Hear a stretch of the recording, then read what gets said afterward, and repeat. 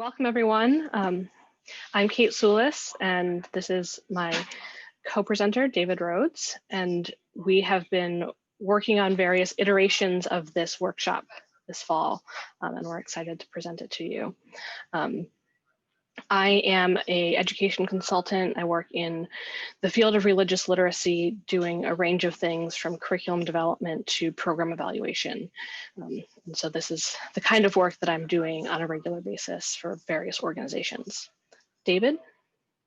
So I'm David Rhodes, and I was an 8th grade social studies teacher in upstate New York for about 7 years, and then recently moved to the Boston area. I'm in Newton right now.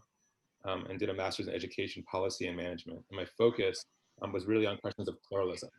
And I've always been fascinated by questions of how to engage across differences, how to bring those sorts of tough questions to the classroom, and thinking about pluralism both in religions, between religions, and in more of in the public political sphere, how that plays out in terms of our educators is fascinating me, and I do not claim to be the expert on religious literacy. That I'm learning from Kate myself, and it's been an amazing opportunity to learn from her. So yeah, I just want to say thank you again for being on the call. I know it's long days, especially on Zoom. So yeah, it's great to just be a part of this conversation together at this hour. So appreciate it. So we have a fairly open agenda this afternoon. Since we're a small group, we'd definitely like to make sure that we tailor this to your questions, your interests, to be the most helpful for you. So we're going to talk a little bit just about why religious literacy, address 2 of the common misconceptions of religion in public schools. We're going to think about what is religious literacy. Once we talk about why it's important, then what is it? And then turning specifically to what teachers need to know. And this is coming out of my own personal research. My doctoral dissertation was focused on professional development about religious diversity for teachers. And so some of this is work that has come out of that, and we'll be sharing a self-evaluation tool with you. And you'll have a chance to do that over the break, and then we'll come back together and just have a more open discussion about that evaluation and the various components of religious literacy for educators. And anything else that you want to know that we can try to answer. We'll do our best. So I'm going to turn it over to David. Yeah, so I feel like the question of why talk about religious literacy, in a sense, there's a question of why talk about some of the aspects of identity that people bring to the table, and that has to do with how people relate to each other on interpersonal levels. And I think this quote really highlights that it's about engaged citizenship in an interconnected world.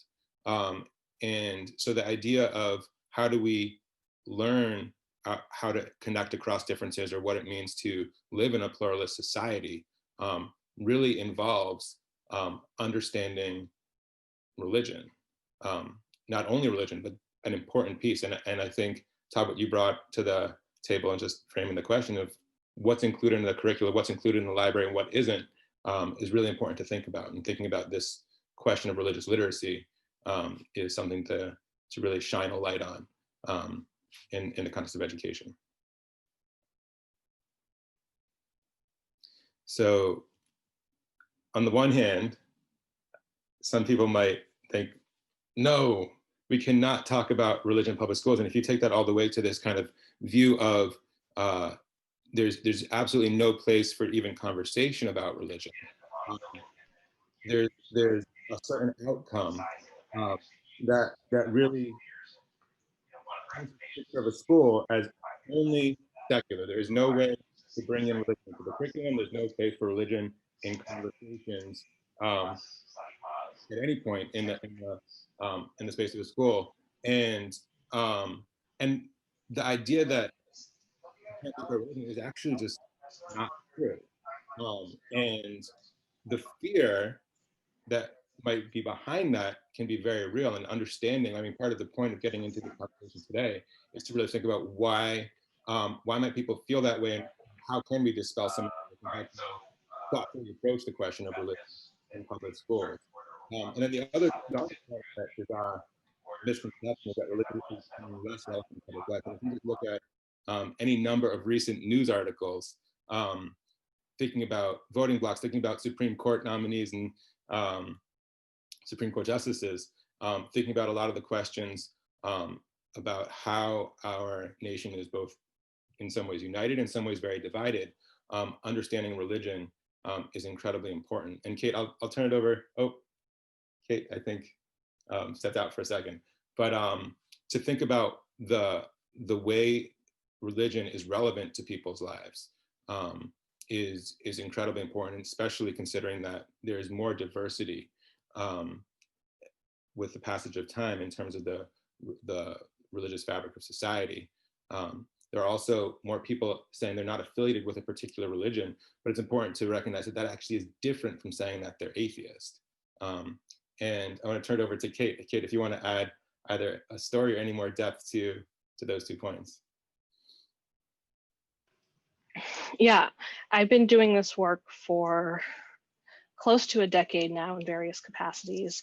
And the number of times that I've told people what I do, and then their first question is, oh, is that even legal? Is a little bit shocking and depressing. And sometimes it comes from people who have no experience or really any connection with public schools or education, so they just don't have any concept of it. But just as often I get those kinds of questions from people who are current public school teachers or have been teachers. And so this misunderstanding about the boundaries of the First Amendment are very rampant, and we could get into a lot more detail on that. I have a semester-long course that I could teach you on that, but we're not going to try and cover all of that today. And Bob, you just put in a question about the misconception about religion and public life. Do you want to explain a little bit more on that? No, I recall seeing a Pew Research poll a few months ago that indicated a continued decline in all the parameters of religious life in the U.S., church attendance and those sorts of things. So I'm just wondering if that's really a true statement. So I'll turn my mic off here and listen. Yeah, that's a great point, and Pew is an excellent source for all of that research. In some ways, the answer is yes, but it's not necessarily that it's becoming less relevant, but that religion and spirituality are changing.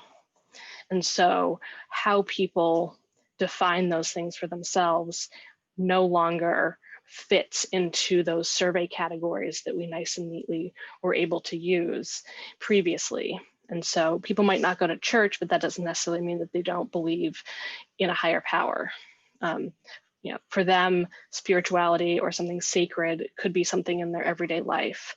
And so this is a challenge in that particular area of research, is that because it can be so personal, it can be really hard to actually measure those types of things. And so in terms of the measurement, some of the numbers look like they're going down, but if you look at the media, if you talk to individuals, you'll definitely see that religion is definitely in the news. It's definitely in the headlines. We care about it in those places. And the religious diversity of the United States is growing. The numbers are small percentage-wise, but the amount by which religious minority groups have grown over the past 30 years is incredibly large if you're looking at the absolute numbers from 30 years ago to today. And I don't have those numbers in front of me, but in some cases, there's like 500 times more of a particular group today than there was 30 years ago. So I hope that kind of answers your question there. Awesome. So, and this kind of continues that point, is that when we're looking at religion in the school context, we want to think of it broadly. And so starting the bottom of this graphic at that culture aspect, is that schools are embedded in cultures. And so the religious landscape of the nation, of international conflicts, all of those things do come into the school in various ways. You saw that after the 2016 election with how Muslim students were experiencing increased bullying in schools because of national level rhetoric. And then there's also the level of the school community, the specific makeup of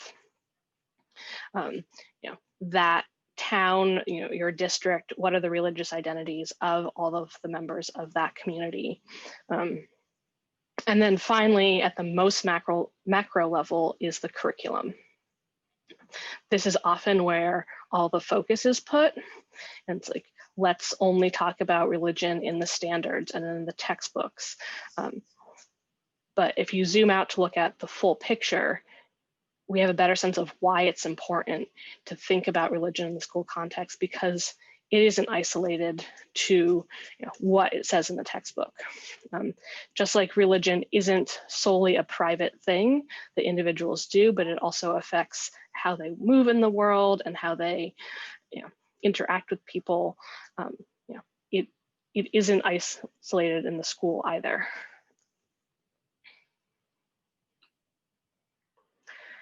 And so this is where we get into that survey that some of you took. And I'd be curious to know if anybody had seen those survey questions before.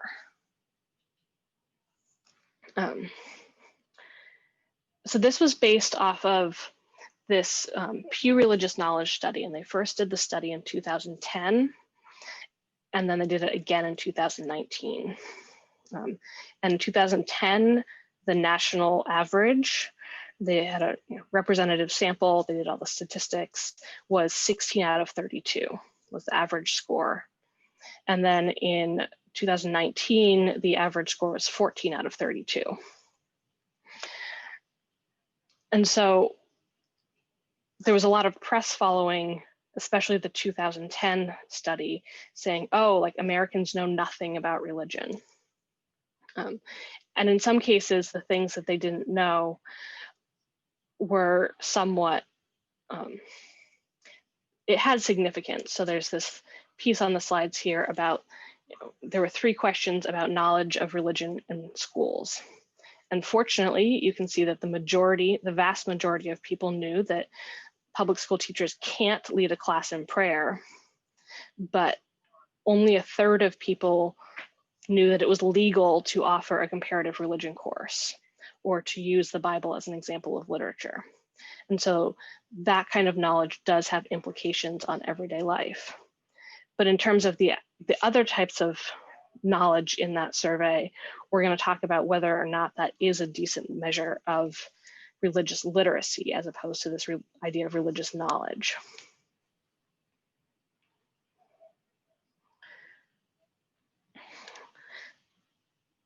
I'm going to give it to you now, David. Sure. So then the question here, what is religious literacy? I'd encourage you, we're going to look at a few different definitions. They're going to look like walls of words whenever I work with students and say, don't make a wall of words in your slideshow. We did that because we're going to share these slides with you. We'll just read a little piece of each excerpt of each quote. But the question to think about as we're going through is just to think about what you notice as the common features in the way they're getting at this idea of religious literacy, and to think about what they might be missing. And we'll open that up to a conversation after we look at these different ideas, these different concepts of religious literacy. So again, what are some of the common concepts that you see, common features, and what are some of the pieces that you think might be missing? Kate, do you have, there we go. So this first one, religious literacy refers to the ability to understand and use the religious terms, symbols, images, beliefs, practices, scriptures, heroes, themes, and stories that are employed in American public life.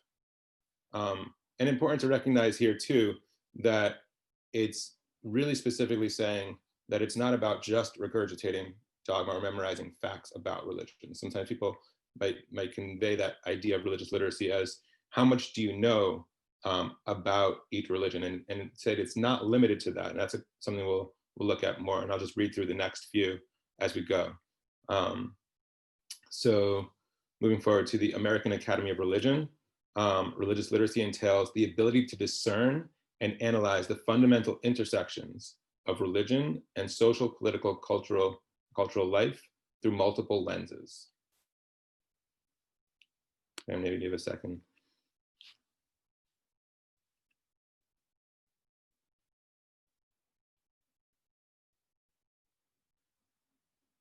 To really think about the social context, the political context and culture surrounding religion.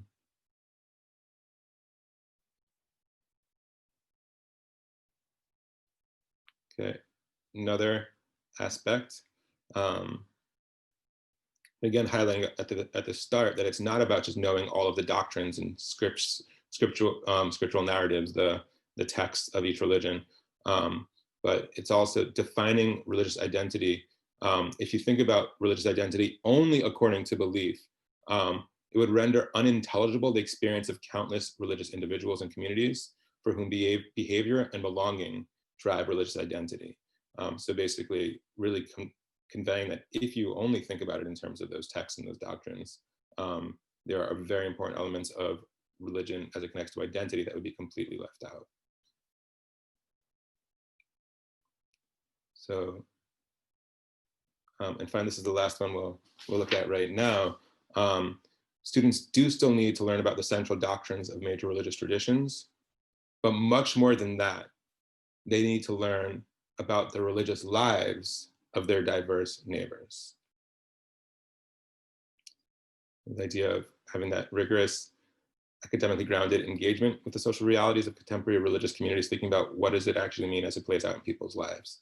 So if we go to the next slide, we'll just go back to those two questions and just kind of open it up. Like, what are you hearing when you hear and think about this concept of religious literacy, as you just were seeing and hearing in those definitions? What stands out to you as some of the common features? And we have a small enough group that you can just jump in. I think oh, go ahead, Christine. Okay. I think for the common features, what strikes me is that the word that comes to mind is synthesis, that it's not just, David, as you mentioned, for one of the definitions, it's not just a recitation of facts about that religion. It's a kind of a deep understanding, including the context and things like that. I think something that's missing is, and because I'm listening to this and looking at this through the lens of, it's in our 6th grade that we do a lot of teaching about different religions. And so I'm reading these definitions and I'm thinking, okay, that's not really 6th grade friendly. Like, those are kind of advanced for 6th grade. So I think something that's kind of missing is, what is the developmental approach for these? Like, these are great goals. And I look at these as kind of like, by the time a student finishes K to 12, they will, blang, blang, bang, bang, bang. But what does this look like at a 6th grade level? Because there's no way we can achieve all of that just from a developmental perspective and time in the curriculum and all of that stuff. So yeah. And even, I mean, I say 6th grade because that's where I start in terms of my supervision, but I would also beg the question, from a K to 5 perspective, what does this look like in the even younger grades? So. Thank you. I'm glad you brought that up. The C3 framework from NCSS has a 9 through 12 set of indicators for religious studies that some of the people who wrote these definitions that you just saw actually worked on. And so it starts at 9th grade, but there was a committee that has written K through 8 indicators that aren't formally published yet, but I'd be happy to share those with you if you'd be interested in looking at that more. We took a couple days and tried to take those 9 through 12 indicators and scale them down to the developmentally appropriate ways of describing this. It's really hard to do for the K2 grade band, I'll tell you that.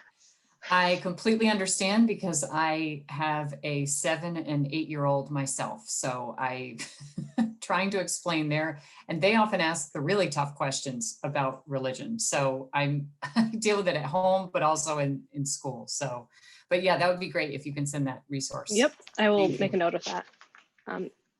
Todd, you were gonna jump in too?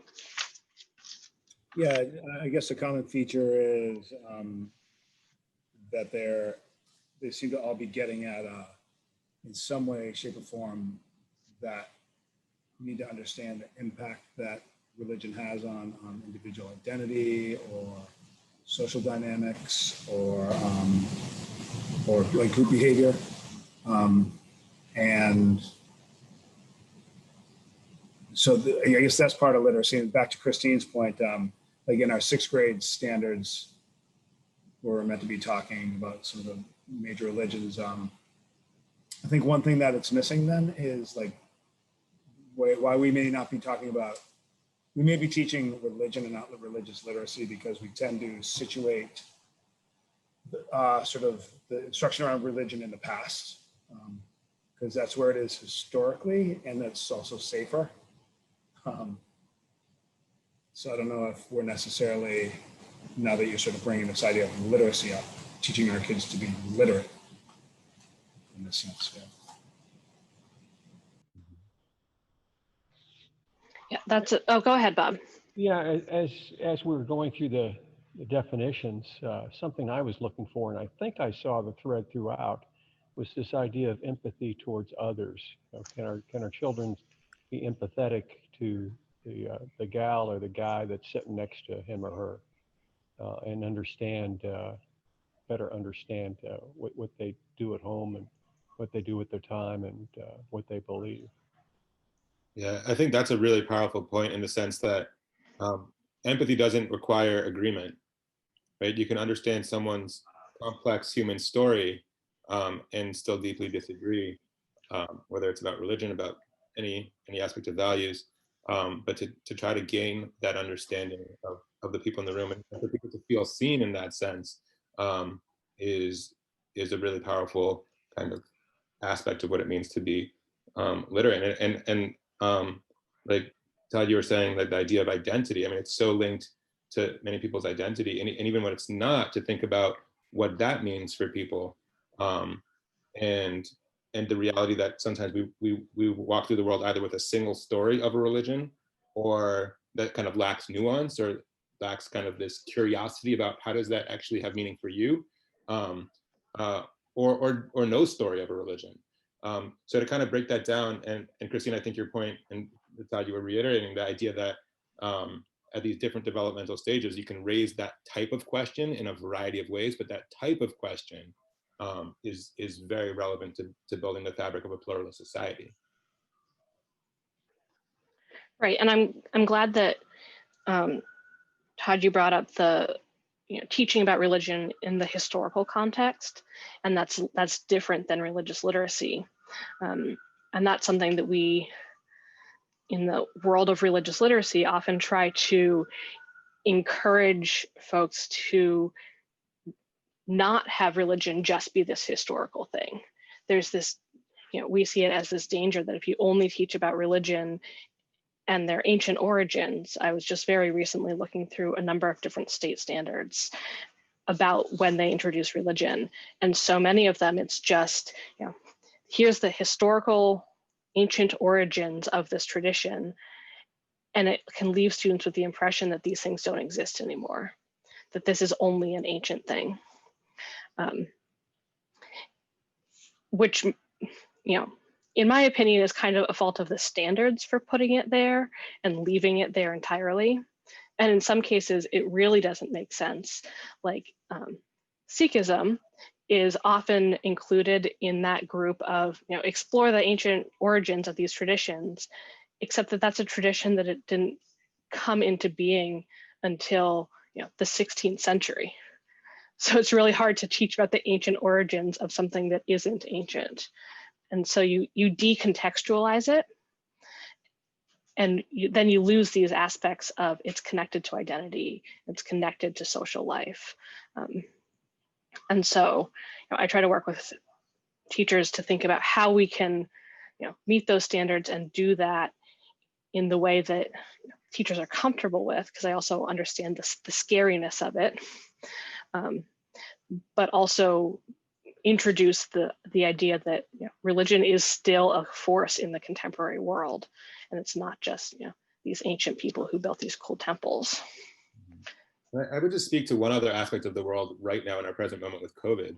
The idea that so many of the responses to COVID, whether it comes to how to either come together in physical space as a religious community or not, are happening in the context of religion, and also questions of how do we meet the needs of people who are vulnerable, particularly vulnerable in this time during COVID, organized through religious communities as well. Not only, but looking to those places and seeing that relevance. We talked about its relevance in kind of the news and policy, but just in that kind of, how is someone processing trauma? How is someone finding that outlet in their lives? And how is someone connecting to some basic resources? A lot of those questions could even relate to religion too, and understanding some of those aspects as an educator can be important, whether or not it's being explicitly taught to students, and also how to raise those questions at different developmental stages for students with each other can be really powerful as well.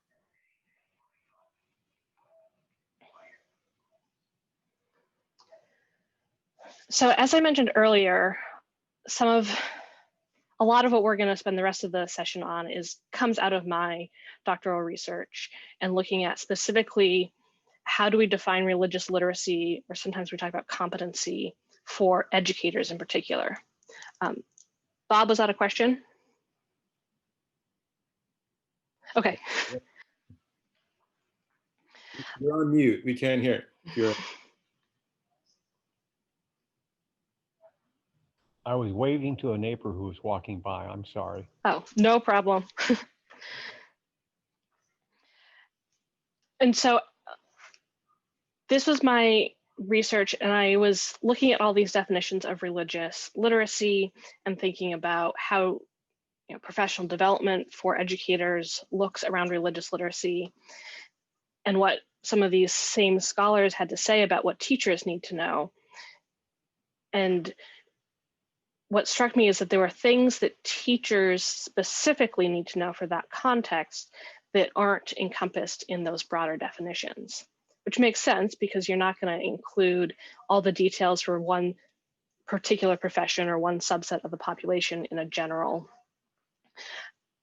conception of this idea. But I wanted to break it down for teachers specifically so that it didn't feel as overwhelming as it can to face any of those definitions. It can feel like a lot, especially if you've had no exposure to religious literacy previously. So I came up with a set of 5 different domains in which educators can break down this idea of religious literacy. And so there's first the legal and civic literacy. And this gets back to some of the First Amendment things that we talked about earlier, as well as some of the demographics.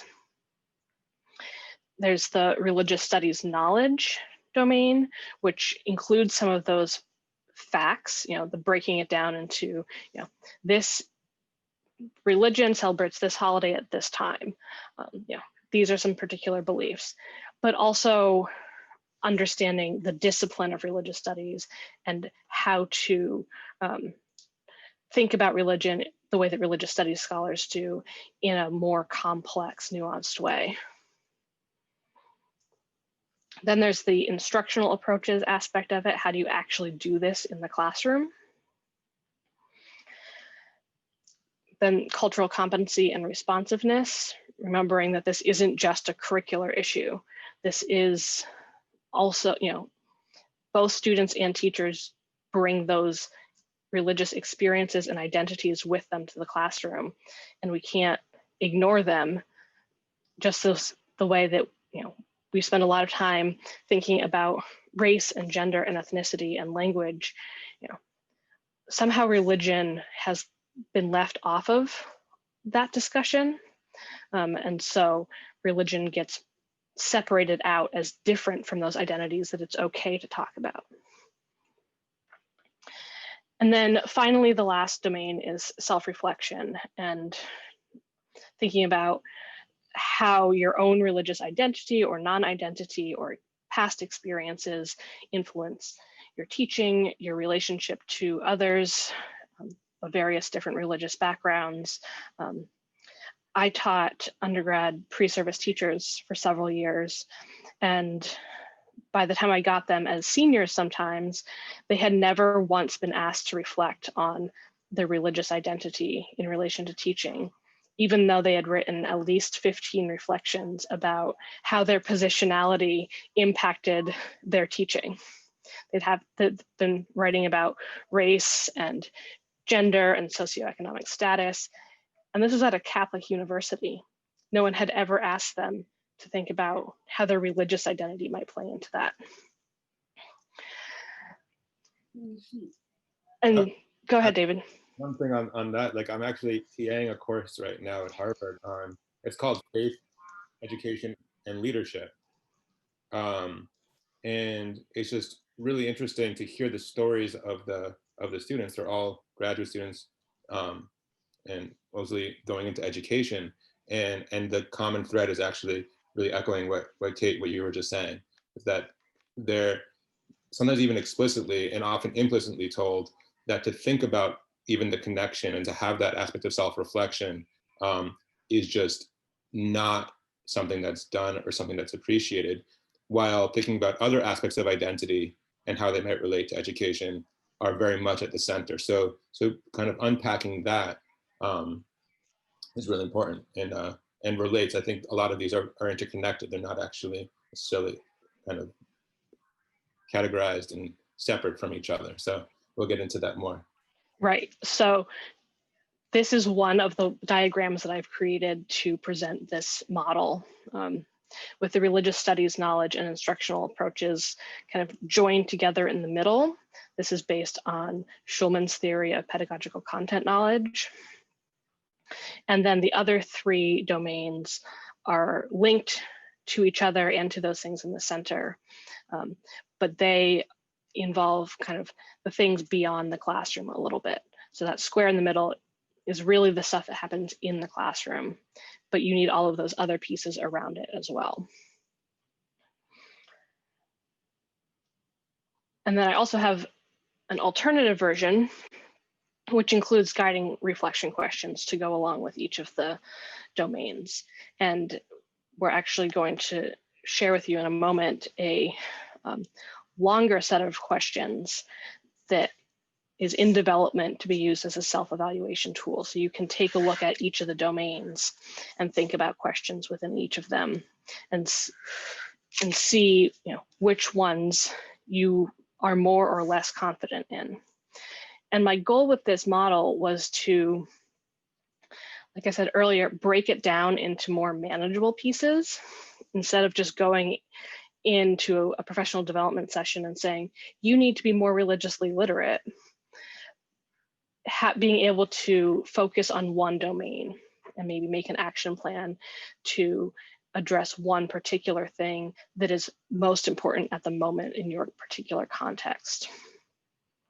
And the other kind of key feature of this model, which isn't as relevant here because we're all in the social studies world, is that it can be applicable to teachers at all grade levels and in all content areas.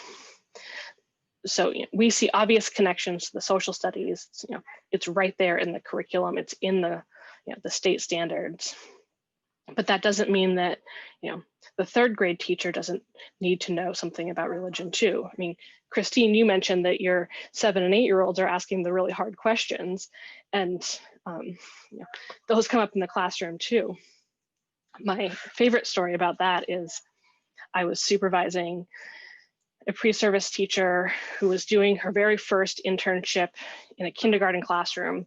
This was, I think, her second week, and she was going once a week. So this is like her second day in this kindergarten classroom. And it's Valentine's Day, so they're making Valentines. And one of the kids writes, "I love Jesus" on their Valentine. And the kid sitting next to him asks, "Who is Jesus?"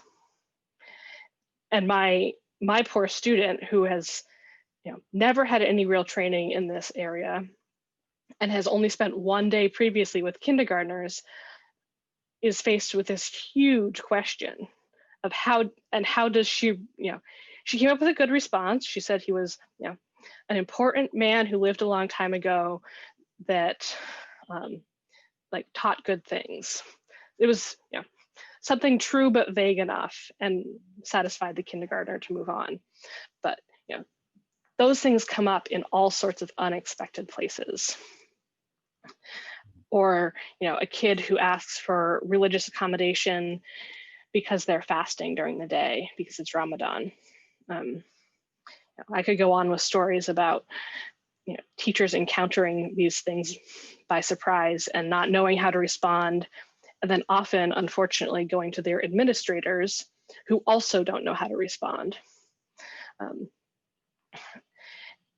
And so I wanted to come up with a model of religious literacy for educators that would work for everyone and not just focus on people who might encounter religion in their curriculum. So I think we're going to pause there for any questions or comments on this. And then I'll give you an opportunity to actually take the self-assessment, and then we can come back and talk about that in more depth.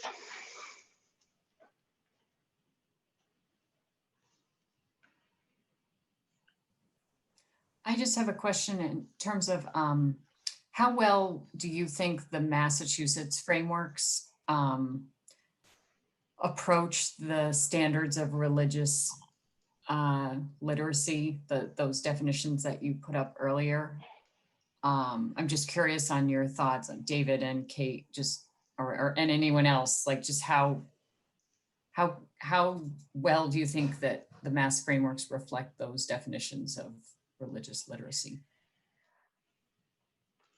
I was kind of disappointed with overall, I was pleased with the new framework from a couple of years ago, but disappointed in how religion was addressed. I did see that it was more integrated across the curriculum. You saw more references to religious figures or events especially in more modern history.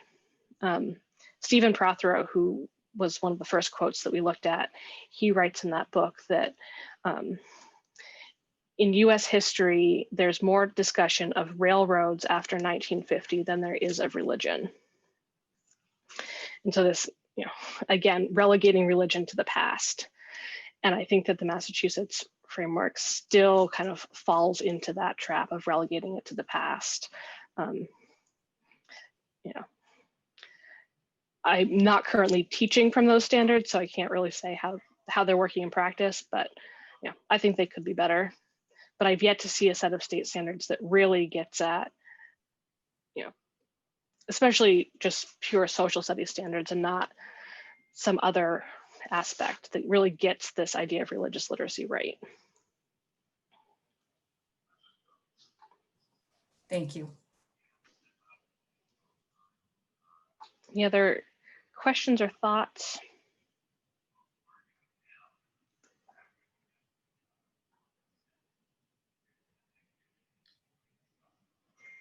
I just add one thing too, and this is something we'll get into more later. But the idea that it's really such a continuum, I think one thing that can feel overwhelming is that religious literacy with all of these components that include, but is not limited to, religious studies knowledge can feel very daunting. And I think to echo kind of, Kate, what you were saying before, that the goal isn't necessarily to say, okay, from one day to the next or 1 year to the next to master these, but to say, where is there work to be done? How much do I know about what's going on in my context or in myself and thinking about these questions? And where can steps be taken? And Christine, I was just going to echo what you were saying before too with my kids. I have an 8-year-old, a 6-year-old, and a 2-year-old, and they do ask questions all the time. And I mean, it could be as simple, we had a friend over wearing a hijab and asking like, how is that how does that fit into like how I understand the world? This is something different. What is going on, right? That's like so often from a place of genuine curiosity. And I feel like we send a very implicit message if we say, shh, no, we don't, you know, like that conveys something even in not talking about it, right? So the idea of that kind of default to, well, if we just don't talk about it, it won't have an impact. No, that does have an impact in terms of who feels like they're belonging, in that sense of belonging, that sense of being seen, that sense of understanding, and support of inquiry from the right orientation. So yeah, I feel like these questions in the classroom and outside the classroom come up, that's for sure. Yeah, I think the question that my boys asked fairly recently was asked what prayer is. And in my explanation, I don't even remember what my explanation for prayer is. And it obviously, if you can't tell, we don't go to church regularly. We don't, so they don't really have an experience with it. And so once I explained what it was, my younger son said, well, I'm going to pray that God makes it rain steak and French fries. And I thought, yeah, I don't think I did a good job explaining prayer, if that's what you're praying for. So that gives you an idea of how we're doing here on the home front, but oh well. There'll be many more opportunities. That's how I feel this time. Yeah, exactly. Question another Right. day. Yeah, 2 summers ago, I was doing a workshop with 3rd through 5th graders on religious literacy. So it can be done. It's challenging, but it can be done. And 2 of my favorite questions that came out of this was just straight up, do Buddhists homeschool their kids? Somehow this child had made that association, and that's the thing that they'd wanted to know. And then we talked about a couple of different religions where people primarily keep a vegetarian diet. And one of the kids asks, well, if they eat meat, do the police come? Yeah. So we can prepare all we want, but you know, those questions are always going to be a fun surprise. Yeah. And I think creating the space for repair to happen. I mean, one memory that is just so clear in my mind from teaching was a Muslim student sharing to the class. I mean, we kind of built this space to really have hard conversations and talk about experiences. And he shared that his best friend in elementary school, from one day to the next, stopped talking to him. And he said it was because his parent told him that his best friend had heard from his parent that he can't be friends, that he's a terrorist. And to hear that story come up, and I mean, he was really in that moment feeling it, and the class was coming together supporting him, and thinking like, okay, how do we respond as a community? What does that look like? I mean, thinking that those opportunities for repair can come up anytime. And I know that as a student myself, I mean, I didn't have many of those opportunities. I went to Jewish day schools, so very much immersed in the diverse approaches to Judaism, but learned nothing about any other religion and how to engage.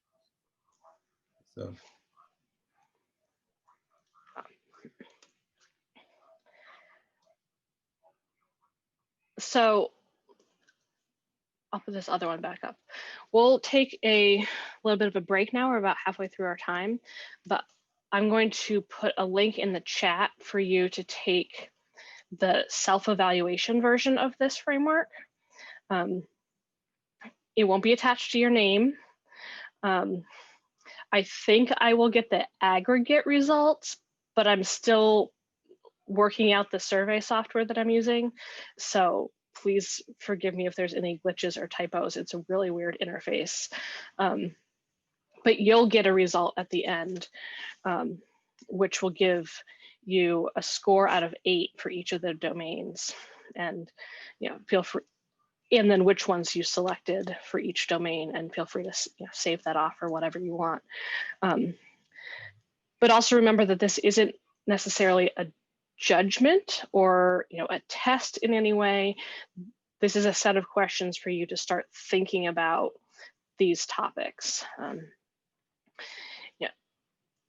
You might be really surprised at some of the questions in particular domains. And some of the questions kind of overlap across domains, but we've kind of tried to put them as best as possible into specific ones. So I will put that in the chat and we'll come back in say 10 minutes or so. I'm gonna stop the sharing for now. Let me find my link.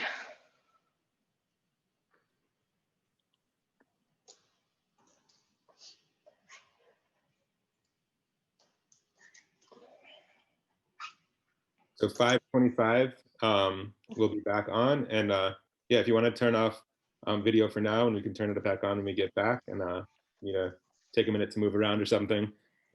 Given the amount of Zooming we're doing, that this is a good opportunity to do that as well. And see. Yes, and if you find you need more time, just let me know and we can extend that time.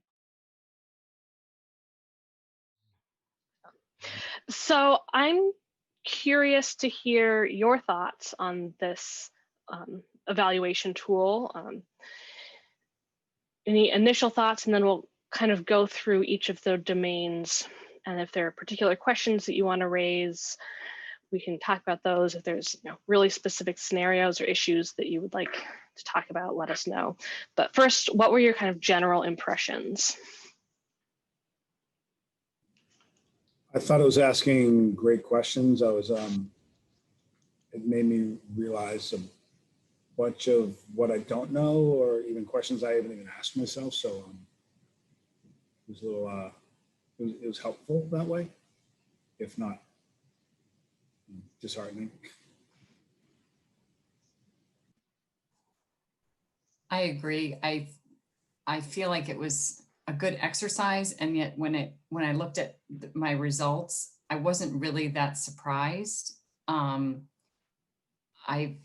I'm stronger in terms of understanding kind of the constitutionality questions and the First Amendment.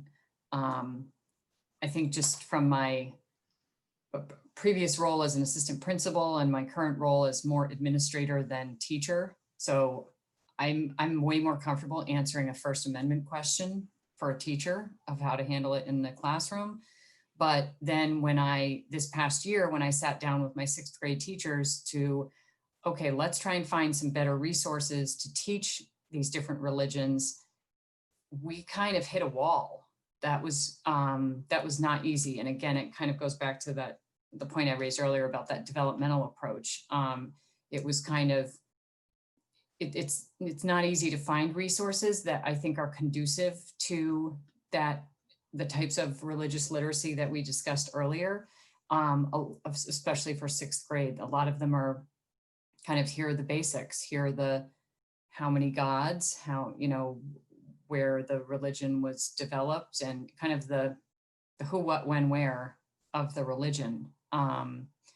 So those 2nd and 3rd categories, the instructional practices, I think was the title of one. I can't remember the other title. That's where I took a dip. So yeah, I wasn't really surprised. And as Todd said, I was disheartened. I'm like, yep, well, there it is. So yeah.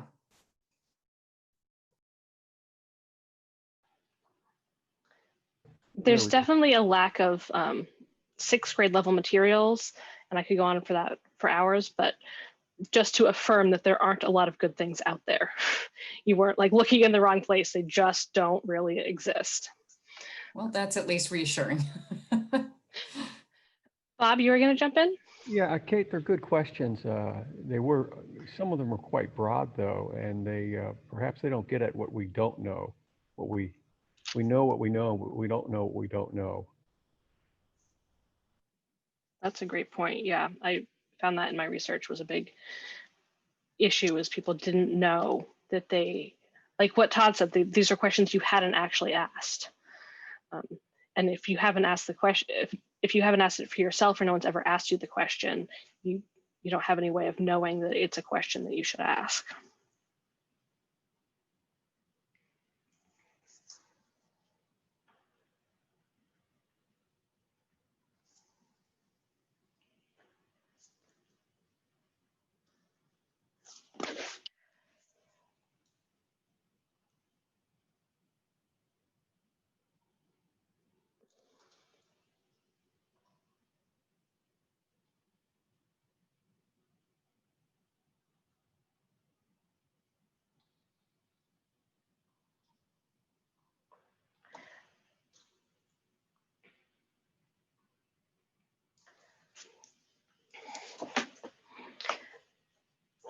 So I thought one way we could go through this is to kind of go domain by domain. And we have a couple of things that we'd like to bring up, but we'd also like this to be a space where questions that arose for you as you are looking at this tool, this is a place to ask those questions and raise them. We can't possibly teach all of the things that go in all 5 of those domains in a workshop of this length, but we want to have the space for you to at least bring in some of those questions. And if you have topics that are even more in depth, we can definitely set up times to talk further after this. So the first domain, civic and legal literacy. Christine, you mentioned that this was something that you are more comfortable with. I'm curious if others had received previous training or are aware of their school's policies regarding students' religious freedom rights or teachers' rights. Some schools or districts have written policies, but a lot don't. So I don't know if anyone's actually encountered such a thing where they teach.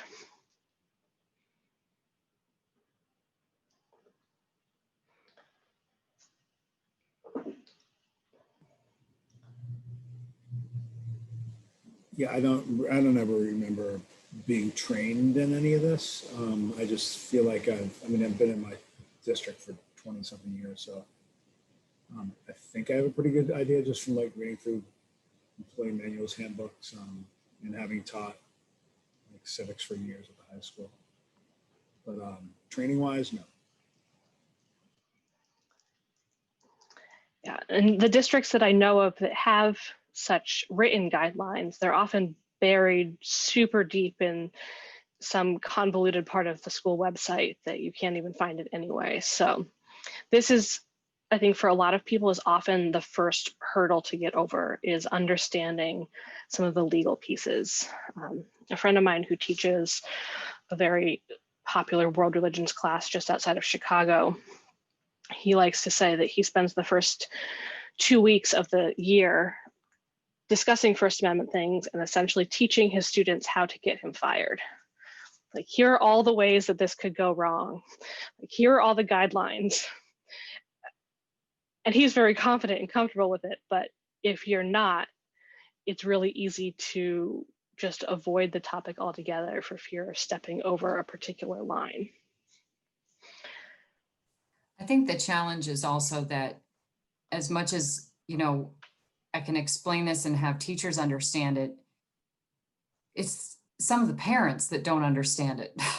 And they're the ones that make the phone calls and want their kids exempted from a unit that is not their child or their family's religion, which is what we had last year. And parents, they don't get it. Some of them, it's not all of them, but it's like I feel like a lot of teachers can immediately recall if they have taught about religion when they've received that phone call or that nasty email about how dare you try to convert my kid, when that's not at all what we're doing. So I think that's the challenge, is kind of managing the parent side of it. Yeah, that's a really great point. We're gonna, along with these slides, we'll share a set of resources for you from a number of organizations. And one of them is a question and answer guide for parents, specifically aimed at parents. And it's written in that kind of Q&A format. So that might be something that would be helpful to have on hand.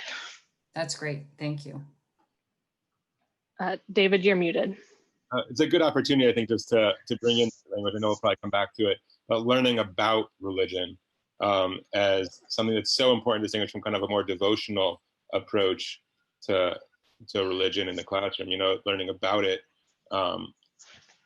doesn't lead to the same sort of problems, and is a way explaining that can be a challenge in itself, but explaining that to parents, I feel like is very relevant there.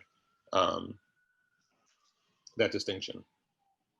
Right, when I work with students, we really drill that into them, that we are not studying religion, we are learning about religion. it makes writing about this far more convoluted than it needs to be, but it's really important to like clarify that. Well, and I think what, for my two teachers, my two sixth grade teachers, I think what they felt kind of hesitant about is the religious texts, the primary sources that are in the frameworks. And I think they felt like, oh boy, if I start having kids read the actual text, like that feels awfully close to engaging in the religion. And while I tried to assure them, you know, it's a primary source, and do you know what I mean? Like that's, it's like there's varying degrees of comfort level.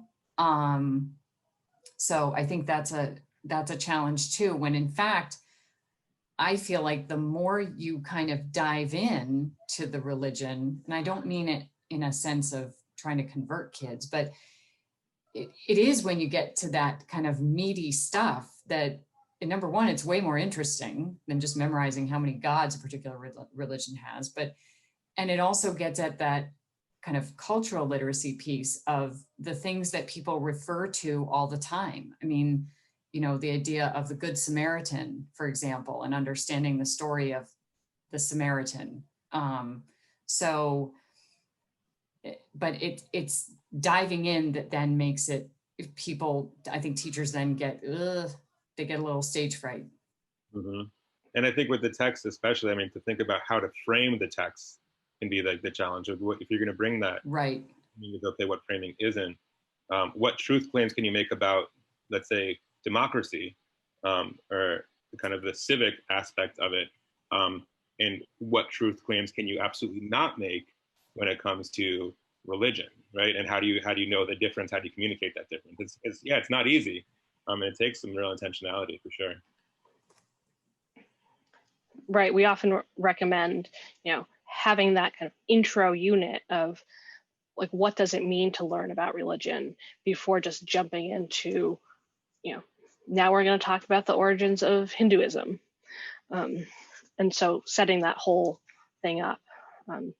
And, you know, students as, you know, young as sixth grade can definitely get it. I was visiting a sixth grade class who was studying world religions with some of my undergrads who were in a class about religion in American public schools.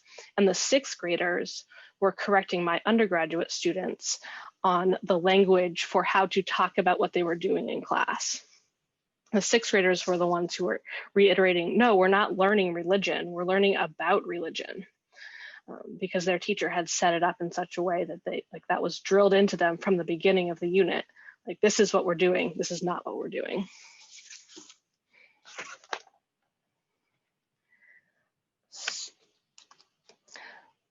So sometimes when we do workshops like this, we'll get into much more with the First Amendment pieces and the legal pieces. If you're interested in these, the other set of slides that we shared in the email that you got goes into these pieces in much more detail. And the resource guide that we'll be sending out to you after this will also have more things that you can get into. Obviously, if there's specific things that you have questions on, we're happy to do our best to answer them. Students have a lot of rights when it comes to religious liberty in schools. And teachers have some, but not the same degree as students, because teachers are, you know, employees of the state as public school teachers, and therefore are agents of the state, which sounds very sinister, but it just means that you have to follow the First Amendment, but the students aren't employed, so they don't have to do that. And this idea that the teachers have a platform, there's power dynamics, you know, there are differences that way too. Right.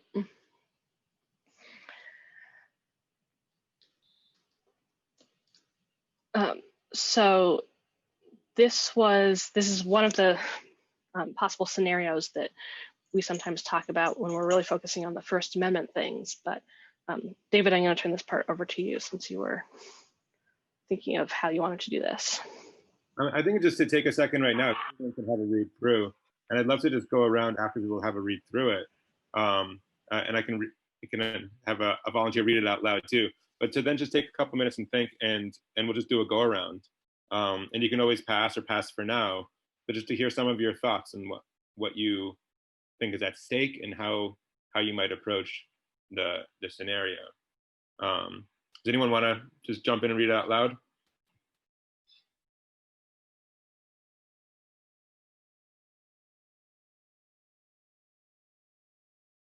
Sure. Thanks. Just reading this text here, looking for creative ways to enrich this unit on Judaism. The same sixth grade teacher decides to recreate the Passover Seder meal. The local rabbi agrees to lead the students through the ritual and prayers associated with the ceremony. Is this permissible under the First Amendment? Is it pedagogically sound? Way to teach about Judaism? Why? What would you do differently? So those are questions. Take a second if you want to jot down anything too. And then just to kind of go through, and again, you can pass or pass for now, but just to hear your thoughts would be great.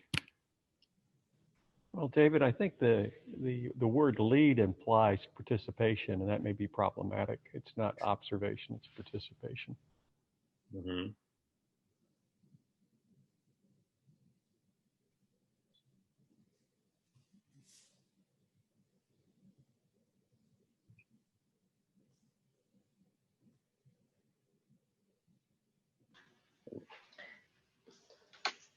I say, Bob, if you were going to think about what you might do differently then to switch to observation, what might you change lead to? Demonstrate. Demonstrate. Mm-hmm. Interesting. Russell, you want to jump in if you have thoughts on this? I mean, like, yeah, I don't know, honestly. Yeah.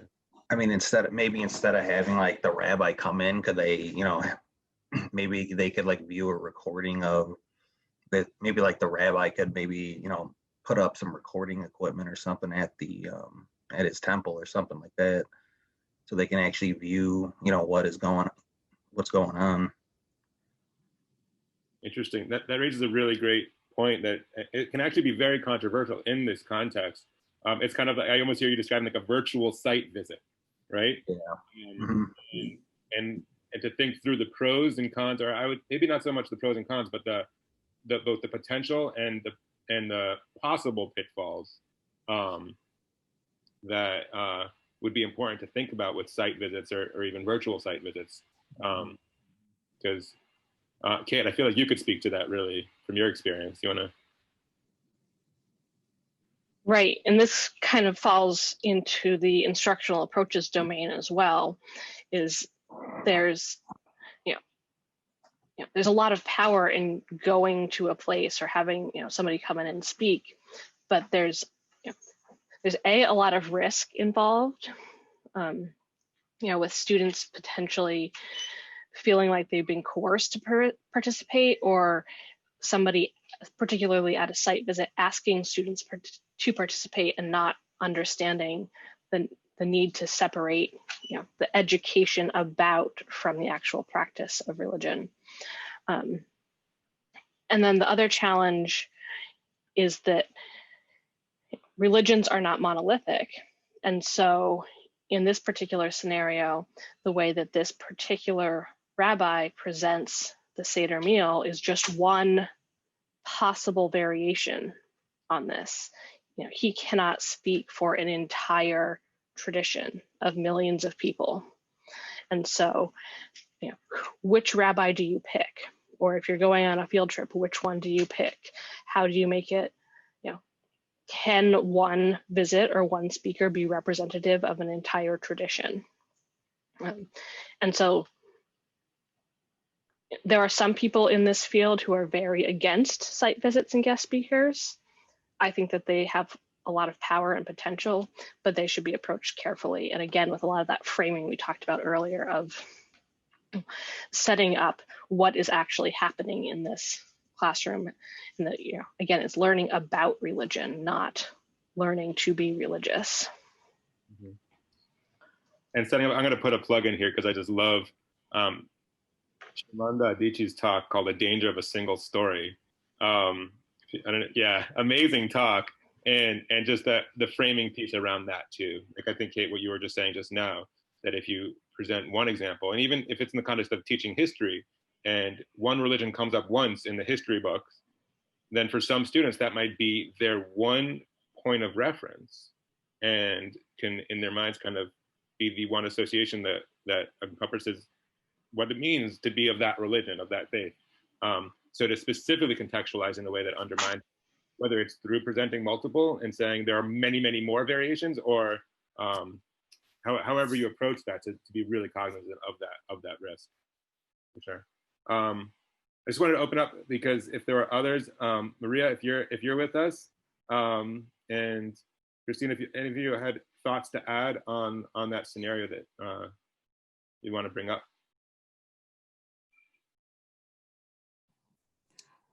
I mean, if my teacher one of my teachers came to me with that scenario, I would say, I think we're going to pass.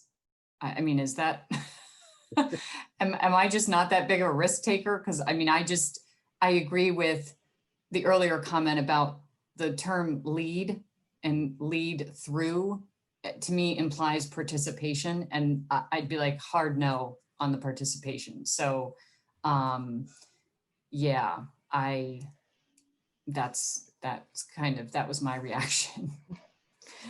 Yes, this should be a hard pass on somebody coming in and asking students to participate in a religious ritual. Yeah. So would it be okay for the maybe students to like actually have like the traditional meal at school? That'd be okay. So that starts to get into role playing, and where does it, Yeah, I wouldn't. Where is it, are you doing this for a learning experience, or is it just, because it's an engaging thing to do? There's some students might think, oh, great, we're going to have a meal and it's different than, our regular class time. And other students might see it as, oh, you're asking me to participate in this ritual. Mm-hmm. So role playing is often any sort of religious act or putting on religious garb of any sort is generally a stay far away from that.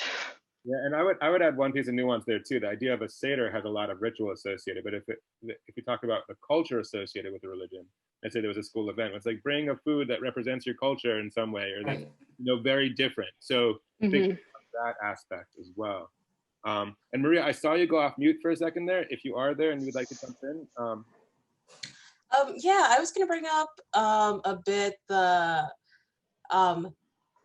you kind of started touching on it, the cultural versus like religious practice. Like I do, we've had like Day of the Dead, and I know we're not an educational, we're an educational institution as a museum, but we are not a classroom. So there are like more liberties that we could take with like cultural integrations. But I do know some classes like partake in like Day of the Dead just very recently. And so like, where do you kind of draw the line in allowing for participation for something like that, while, keeping it, I guess, in like the cultural realm?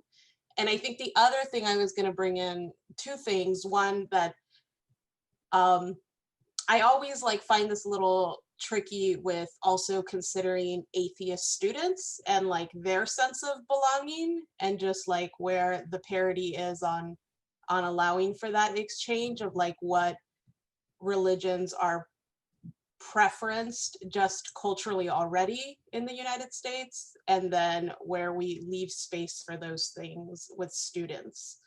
And then the other thing, the phrase that comes to mind for me is like nothing about us without us. So like at first I was like, a rabbi will do this. Well, that's great. It's a source of knowledge. But then I can see how complicated that is if it's participatory as opposed to like more of sharing and observation. So just a couple of my, I think, thoughts around it and some concerns. Mm-hmm. No, that's great. And I really appreciate that concern around someone who's atheist or someone who doesn't subscribe to a particular faith to even say like, what faith are you, is something that been aware of in the course that I'm TAing right now, versus to really always be inclusive in the language of someone who might be atheist, and to actually bring in speakers who might speak to that. We just interviewed a humanist chaplain, and in addition to interviewing people of different faiths and kind of presenting different stories to the class. So yeah, being really cognizant of that makes really good sense if we're talking about identity and belonging. I found a question that's helpful when it sometimes can help address or kind of navigate the cultural versus religion zone, or however we want to word it. And that is to come back to the question for the teacher. So what is your objective here? What are you trying to have students know, understand, be able to do? So that if your objective is to have students appreciate, foods from all over the world, have at it, bring in the sample. Do you know what I mean? So it's coming back to that objective, and then also figuring out, okay, if they say, well, this is my objective, to understand this ceremony, and so this is what I still want to do. Okay, is there another way we can achieve that objective that it doesn't violate the First Amendment? Right, that's a great way of framing it, is like, and if you take a look at those other slides that get really into the First Amendment, is, are you doing this in a way that is, educationally appropriate? Are you doing this because it furthers a particular need or a good? And with the holiday season coming up, a lot of teachers struggle with this because they want to celebrate with their students, and so especially with Christmas decorations and those things, like, well, what is the objective with having them color Santas versus coloring snowflakes? If the objective is just fine motor skills and coloring, then you don't need them to be coloring in the Santa. Can you achieve it through some other means that isn't going to be excluding somebody, making somebody feel like they don't belong to the community?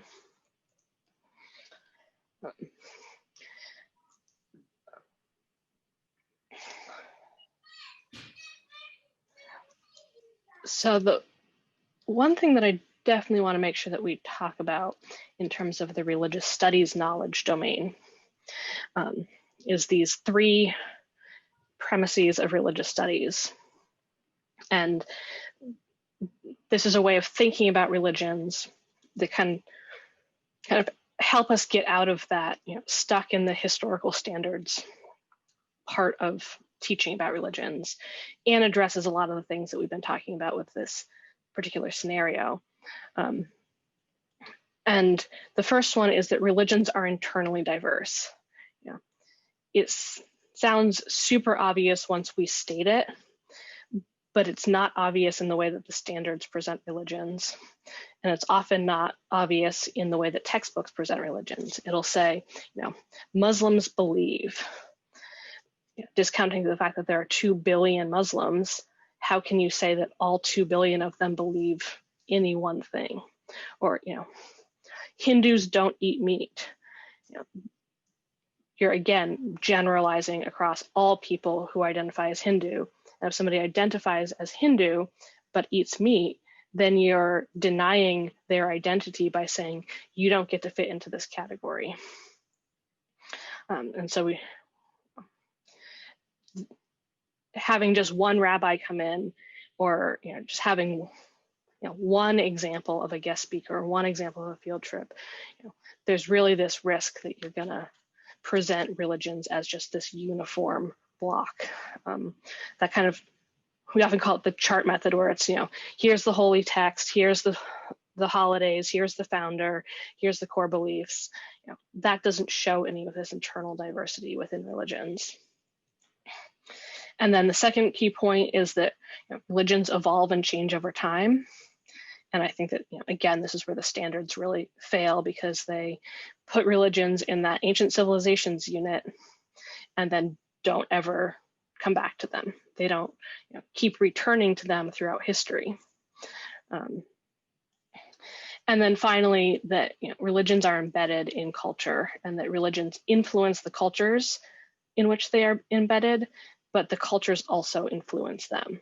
So going back to the food example, that Seder meal is going to look different in 6 different parts of the world because of whatever the cultural foods are of those particular regions. There's going to be some aspects that look the same, but there's going to be others that look different because of what people traditionally eat in those different places.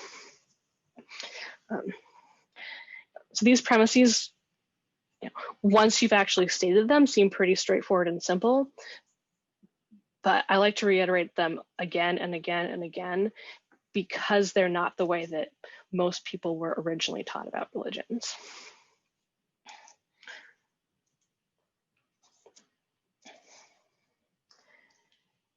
Have you seen examples of this kind of like totalizing language in text or other resources that you found? I think especially in the younger grades, it gets even more, it's more general. Mm-hmm. I understand why, because they're trying to, again, that's the attempt to make it developmentally appropriate, but it's an oversimplification. Right, you get those like day in the life kind of books where it's like, I'm a Muslim child, and they try to do the the cultural embeddedness piece, but there's no way to show the other aspects of it. I'm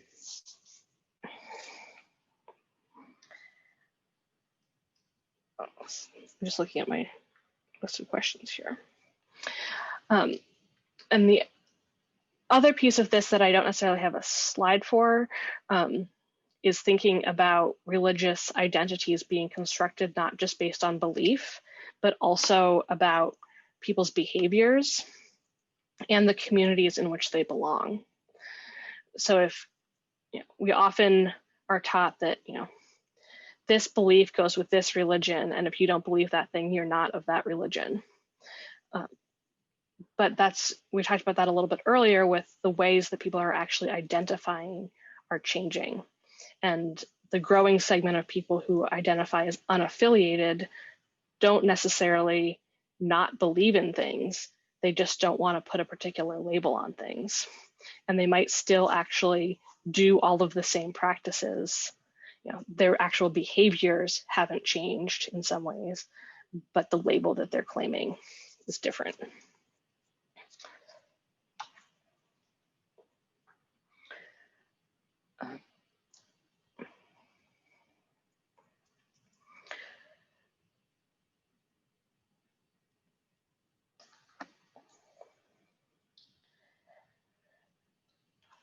So I'm curious to hear where you're finding curriculum materials. This is, or if you're not, what would be helpful?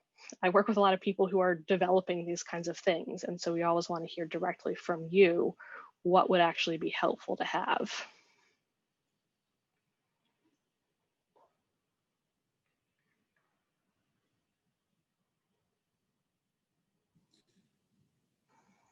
Yeah, I guess I don't really design curriculum. I leave that up to teachers, and I sort of support that. But I guess a question I'd have might be sort of goes back to what Christina and I were getting at the beginning of this. Ways of sort of providing students with modern takes on religions that are like in the standards embedded in the past. What are those sort of middle school appropriate resources?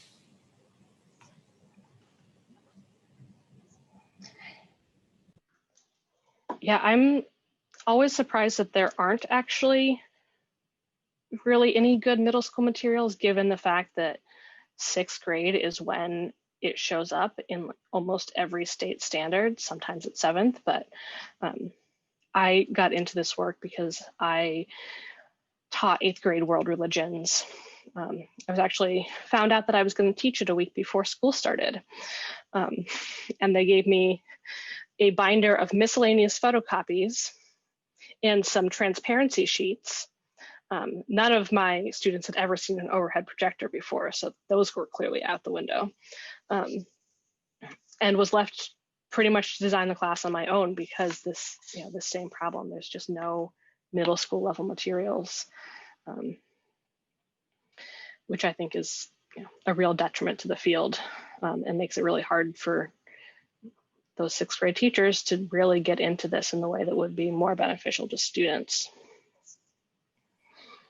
The few articles that we found is, I'm just gonna write down that link. We found some in Newsella, in the nonfiction text in Newsella, and we liked those on the one hand because you can get them in a variety of reading levels, because that's the other challenge, is that if you do find a resource that's geared for 6th grade, we have such a range of reading levels that in some cases we need to differentiate to like 2nd or 3rd grade reading level. And so we're better able to do that with texts from Newsella, but the ones in Newsella tend to be the who, what, when, where, why. Well, less on the why, but just kind of the who, what, when, where types of articles. So yeah, it's kind of a double whammy what we're finding with our increasingly, and I think everyone is seeing an increasingly diverse learning population in terms of grade level, the reading level. It's already resource starved at that grade level, but then on top of it, we find something and then we have to spend time modifying it and everything else just to be able to use it with all the students. So yeah, that's the challenge that we found. Yeah, that's good to know. I haven't looked at the Newsella articles for a while, but I'll go back and look at those. And some of them we had to kind of patchwork, or we kind of then, I think one of the teachers like retyped, but then, I don't know. Do you know what I mean? Like, so yeah, we didn't necessarily just click print. Like it was very hard to find anything that we just clicked print. So yeah, that's kind of what we did. And I have to apologize. I have to go soon. So, because I have to get dinner for my kids. no worries. We should be wrapping up soon in the next 3 minutes because most of the time anyway. So okay, sorry. No, I think yeah, we should definitely respect that. Yeah. It's late night. I just want to just draw your attention to what I put in the chat here. And Kate, if you want to say anything about it, but the Pluralism Project, it's not really in my eyes something that says here's a lesson plan for whatever grade level, but just a rich source of materials, context around different things, and even very relevant to the religious makeup of society today, issues in the news today. So I would say that could be a useful place to look. You'd have to curate. It's not curated for teachers per se at different grade levels. But Kate, did you want to say anything about that? I mean, I would definitely second Pluralism Project as a resource. It's unfortunately not middle school friendly, but it is a good, source for teachers to increase their own knowledge. And for those of you in the, greater Boston, Massachusetts area, they're based at Harvard, and so they've done a lot on the religious diversity of the greater Boston area, in particular. I'm also putting a link to another resource document in the chat, which includes the Pluralism Project. And I'll send this out via email too, so you don't have to, so you won't lose it. There's a bunch of different resources in there, including a couple different curriculum pieces. I worked on a project last year on a anti-bullying curriculum that was focused on religiously based bullying. And that was aimed at grades 3 through 5. It's a relatively short program, but it might be something of interest for younger grades as well.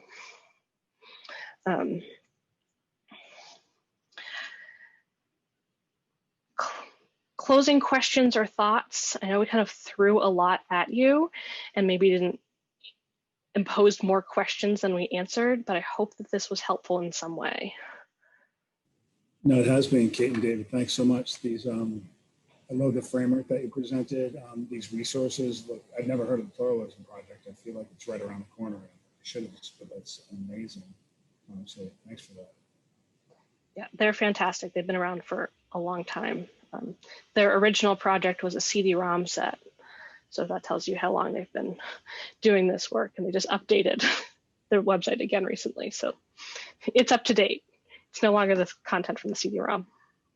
You think if I muck around there, I might find, or where might you point me toward finding like book lists of, kind of thinking back to my original sort of question that I posed, like book lists around like teaching about religions to high school, middle school kids, or even like books with like fictional texts with like religious themes. They might have some stuff. I have a list for books about Sikhism, including novels, high school level novels. So I'll send you that. And then I know that there's another resource, but I'm just blanking on it right now. But let's keep in touch on that, and I'll, because that's an area that I definitely think is an important way to get religious literacy into the classroom, even if you're not teaching about it directly. There's a lot of great young adult novels. Thank you. It's a great question to crowdsource too. I feel like, Kate, as we go through and people bring different resources to the table, to just kind of have it be a living document and then share it around. Yes. And I think that I just wanted to say in the last couple minutes, I know people are gonna have to jump off, but, that we're very reachable. So as ideas pop into your heads or questions, or as resources occur to us, we're happy to continue the conversation beyond tonight. Yes, definitely reach out if, question comes up anytime. This is what I do full time is, I consult with various organizations on these questions. So I'm happy to always talk about these things with anyone. And I, as a former middle school teacher, I definitely would like there to be more middle school level stuff. So if you just keep bringing that up, maybe I'll go bug my friends at the Pluralism Project about translating all their stuff into middle school level texts.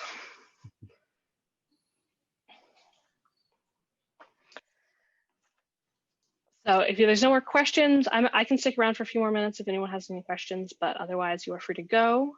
Enjoy your evening. Thank you for taking these 2 hours with us. We really appreciate it. Thank you so much. Thank you. Thanks, guys. Sorry I came in late. No worries. Appreciate it. No problem.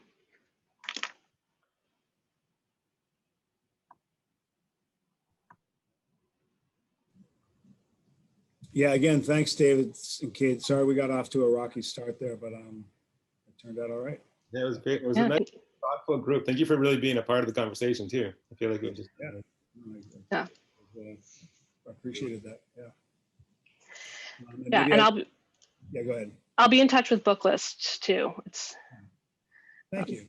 Yeah. I have the Sikhism stuff because I work for an organization that does that specifically, but it's a thing that I've always tried to kind of keep a side list for myself of books for that level, but it'd be nice to continue gathering those, especially as more things are coming out. Yeah, I mean, and I think to one of your previous points, like the teachers are, we kind of think about teaching about religion in the context of the social studies classroom, but English teachers are forever trying to introduce different genres to kids, especially through independent reading. Like, I don't know many districts or teachers at the secondary level who don't put a huge emphasis on independent reading. And they all have they take kids to the library, or they all have their own classroom libraries. And I would imagine very few actually have any selection of religiously themed book, nonfiction or fiction, because they don't know about that, or they're, they just keep it away. Right. Yeah. Hey, I'm actually going to have to jump. Yes. Todd, thank you. Thank you. Yeah, again. thank you, David. Yes, thank you. I will send out that email to everyone probably first thing tomorrow morning. And David, we'll talk soon. Sounds good. All right, thanks so much, guys. See ya. Nice meeting you. Good night. Good night.